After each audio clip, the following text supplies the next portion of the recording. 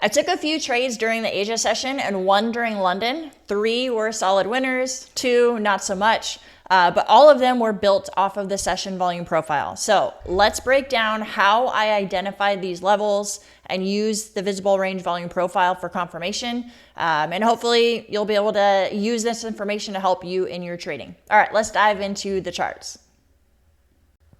So 5 trades were taken total.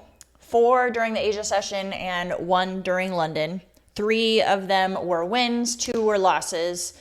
Green in all of my accounts, up over a little over $5,000. So what I want to do is break down how I took these trades, how I found these levels.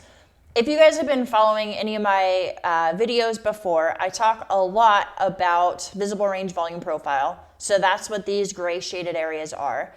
I was looking for shorts today because we have this big area of resistance up here, but I was also looking for a retest towards that level. So that's why my first 2 trades were long. Looking at this value area low, point of control, and value area high, real quick, just to show you how I get those levels, I use the session volume profile indicator. You can also find it manually in TradingView. There's a tool over here called the fixed range volume profile, and you'll just drag that across from the New York open to the New York close. But I use the indicator just because it's a little bit quicker. So the session volume profile is the New York trading hours. So from 9:30 a.m. to 4 p.m. And it tells you what the value area high is, the value area low, and the point of control. So I mark off those 3 levels with these pink lines that you see. And then I turn off the indicator just to make it a little bit cleaner on the chart and get it out of the way. So you can see those levels here. Value area low is often, if price is going to respect these levels, that's often a low because that's the agreed upon discounted price. So often in the Asia session, it'll respect these levels because volume during the New York session is so much higher than Asia, so the New York levels are going to be respected based on like stop losses and just basically where people are trading.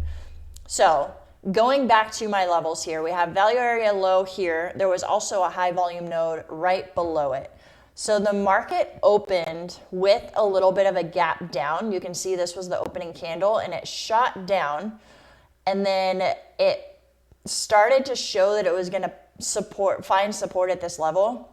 So I'll admit I did enter this trade a little bit early just because the risk to reward was really good. My thought was, if this is the low, put my stop loss there and just go for the gap fill and return to this resistance area. The risk to reward on that is good. So that was the reasoning for that trade. There's also other confluence for that being the target. If you look at this trend line break right here, that was going to be a retest of that trend line. So that's why I targeted that level. We opened with a gap down. I took a long to fill the gap plus a little bit more to retest the trend line and this resistance area there. And I'll show you real quick how I found that resistance area. I'll zoom out to the higher time frame. So looking at the 15-minute chart, and I turn on the visible range volume profile. So VRVP, that's another indicator that I use. It'll show the volume based on the price action, the trading that you have on the screen. So you can see if I zoom in or zoom out, this over here is going to change a little bit. So let it load. You can kind of see how it's changing as I shift the screen. But the reason that I was expecting that to be an area of resistance is you can see there was a lot of trading in that area, and it wasn't going to easily cut through that level. And you can see later as I show you my trades that this area definitely came into play heavily. So price likes to return to areas of high volume like that. That was another reason that that was a target on that first trade. All right, so kind of gave you some background context. The next couple of trades will be a little bit easier to explain. So that was the first trade. It was a win. Second trade, it was kind of a range play. This was the opening low for the Asia session. We still had that same support area and same value area low. So I was expecting it to either hold this level and go up or continue lower. So took along here since it seemed to be respecting that low, respecting this support area. Again, just returning back to this high volume node. I'll say it again, price likes to return to areas of high volume. This one, my target was a little bit higher because I was targeting, this was the previous Asia high for that session. So just targeting a return to that high. From there, I took a couple of losses. My trading plan for today was this high volume node, the gray shaded area that I showed you a couple minutes ago. That I wanted that to be, I didn't want it to be. I can't tell price what to do, but my thought was that was going to be resistance or the high point for the session. So value area high was also there, and it was at the top of this high volume node. So I took the trade twice, 2 losses, but I was planning on it rejecting value area high and coming back down to the bottom of this high volume node. It didn't work out. This second one, I took it again because it was starting to reject this trend line and ended up going higher and stopping me out.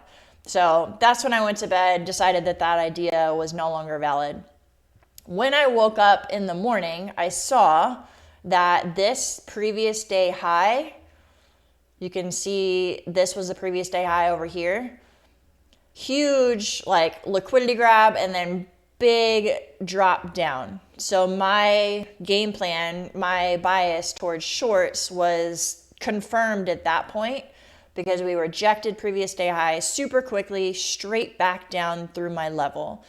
And then from there, you can see that this value area high and high volume node level, that was resistance for the rest of the session. That is why I took this trade during the London session, because it was constantly rejecting this value area high level from the New York trading session and sitting right at the top of this high volume node. So the risk to reward on this trade was good.